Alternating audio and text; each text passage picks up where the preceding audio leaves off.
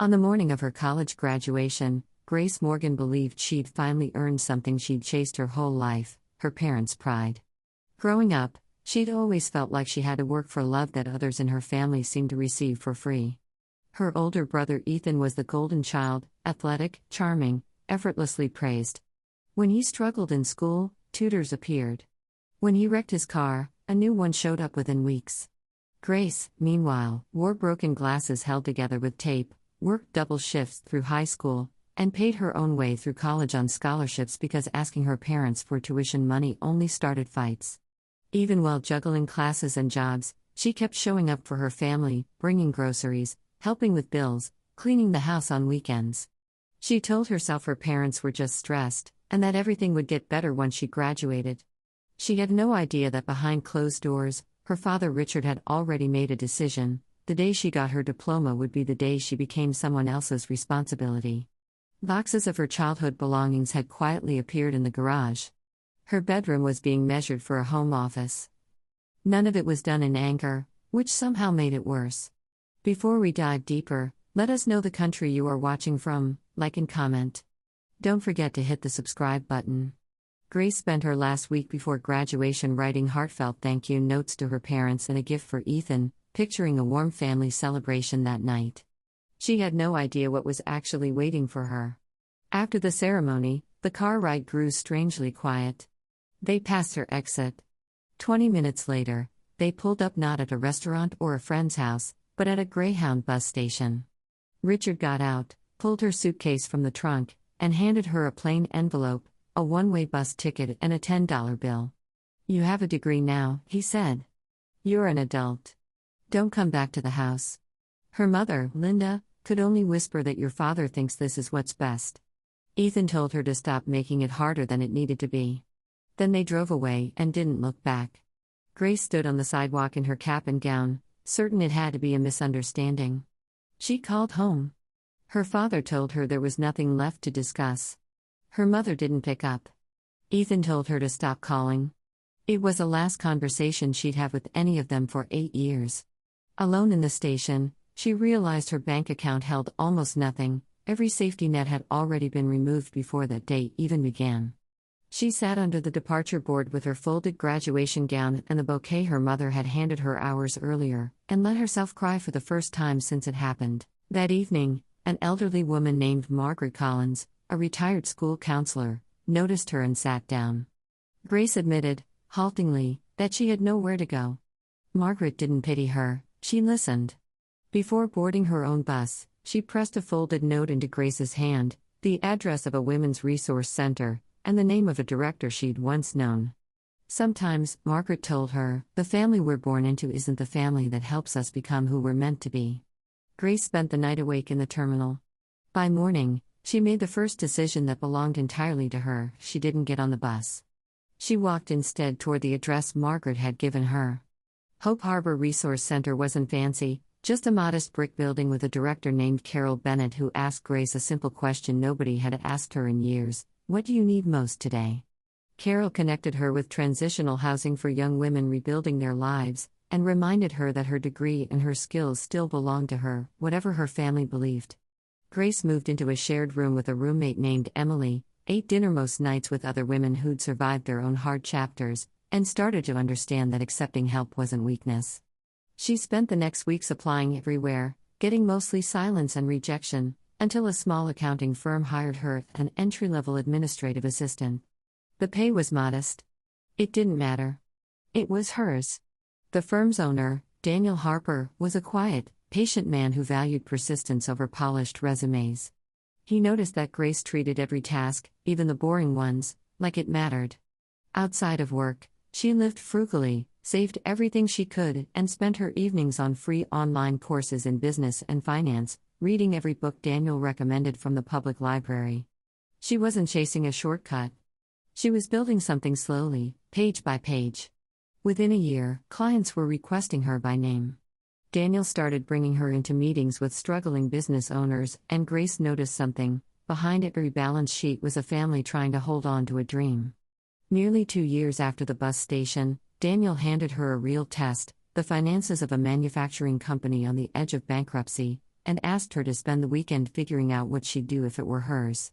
Grace worked through the weekend, focusing less on where the company had gone wrong and more on the people behind the numbers: loyal customers, skilled workers, decades of reputation buried under bad debt and outdated practices. Her 40-page report impressed Daniel enough that he brought her to meet the owners directly. She walked them through her recommendations with humility, not bravado, and by the end, the company's founder told her it was the first time in years he believed the business was worth saving. Over the following months, the plan worked: debt restructured, waste cut, jobs preserved. Word spread. Grace became the person local businesses specifically asked for. 4 years after the bus station, Daniel offered her a full partnership in the firm. The same envelope-shaped moment that had once meant abandonment now meant a future she'd built herself. Meanwhile, back at the Morgan house, an article surfaced: Grace's photo alongside small business owners she'd helped save, an award for community leadership, a scholarship fund she'd launched for young people who'd lost family support. Richard tried to brush it off as she found her footing. Linda wasn't able to. She quietly pointed out that Grace had been their daughter the day they left her at that station, too. For the first time, Richard had no comeback ready. The family began quietly searching for her, though they mostly just found more evidence of what she'd built without them: a consulting career that had saved hundreds of jobs, and a scholarship program covering housing, books, and emergency costs for graduates with nowhere to go, the exact support Grace herself had needed and never gotten. By now, Grace and Daniel had spent nearly 2 years building something bigger: the Grace Forward Initiative, a nationwide program offering scholarships, mentorship, temporary housing, and financial education for young adults suddenly cut off from family support. It would launch at the city's largest annual charity gala, with Grace as keynote speaker, a role she accepted not for recognition, but to put a spotlight on people whose stories rarely made headlines. That same evening, by coincidence, Richard, Linda, and Ethan had been invited to the very same gala, hoping to network with investors. Linda, since finding the article, couldn't shake the feeling that fate might put her and Grace in the same room again. She had no idea how right she was. Inside the ballroom, Richard spotted a composed, confident woman crossing the room greeting volunteers by name, and slowly realized it was Grace, the daughter he hadn't seen in 8 years, now clearly the reason 800 people had gathered that night. When she was introduced as the keynote speaker and founder of the Grace Forward Initiative, the room rose in a standing ovation. Grace spoke without bitterness. She talked about the day she learned that the people you expect to stand beside you sometimes can't, and about a stranger's kindness that changed the direction of her whole life. Family isn't always defined by shared blood, she told the room. Sometimes it's defined by shared compassion. As the applause continued, her eyes drifted to the back of the room and met her parents and brothers for the first time in 8 years. No words passed between them. None were needed. After her speech, Linda approached first, hesitant, saying only, "Grace." Grace answered gently, "Hello, Mom." Richard fumbled for words and finally managed, "You've done incredibly well for yourself." Grace, without cruelty, told him she'd been fortunate to have people believe in her, people who weren't them. Linda produced a small box, the handwritten thank you letters Grace had written before graduation, found years later in the attic, never opened until recently. Richard finally said the words he'd avoided for years: he'd confused being harsh with being strong, and he was sorry. Ethan admitted his own silence that day haunted him longer than he expected. Grace listened, then took the faded $10 bill she'd carried in her purse for 8 years, carried not as a wound, but as proof that one terrible day doesn't get to decide the rest of a life, and placed it beside the unopened letters. She told them plainly, she didn't hate them. The hardest part had never been losing the house. It was believing, for a long time, that she deserved to lose it. Healing had started the day she stopped believing that. Linda reached for her hand, and Grace let her take it, not as if nothing had happened, but as a small, honest beginning. Grace was clear that forgiveness and trust weren't the same thing. She'd forgiven them, because carrying resentment forward wasn't a life she wanted. Trust, she said, would have to be earned slowly, the way everything else in her life had been. When Richard asked if there was anything they could do, Grace didn't ask for an apology tour. She asked for action: find someone who feels the way she felt that afternoon at the bus station, and be the person for them that no one was for her. That's how you honor what was lost, she said. Not by apologizing forever, but by making sure another family doesn't repeat our story. She introduced them to nearby reporters only as members of my family, offering no explanation and no public reckoning, because by then, she didn't need one.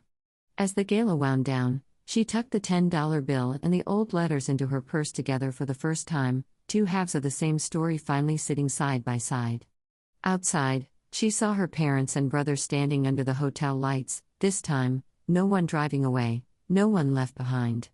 Just one last look, and the quiet start of something that could never replace what was lost, but might still become something real. Grace's story began with $10 and a door closing behind her. It ended by proving that the people who write you off rarely get the final say in how your story goes. Your choices do.